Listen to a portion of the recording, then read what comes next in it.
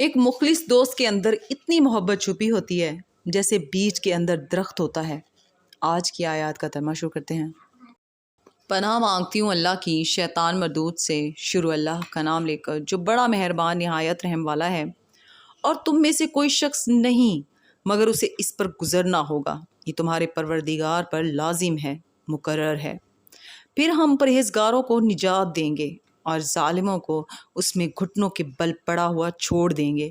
اور جب ان لوگوں کے سامنے ہماری آیتیں پڑھی جاتی ہیں تو جو کافر ہیں وہ مومنوں سے کہتے ہیں کہ دونوں فریق میں سے مکان کس کے اچھے اور مجلسیں کس کی بہتر ہیں، اور ہم نے ان سے پہلے بہت سی امتیں ہلاک کر دیں، وہ لوگ ان سے ٹھاٹ باٹ اور نمود و نمائش میں کہیں اچھے تھے۔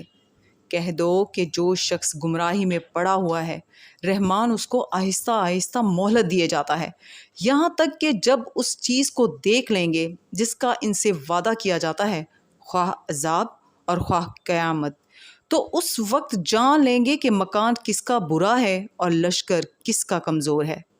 صدق اللہ العظیم۔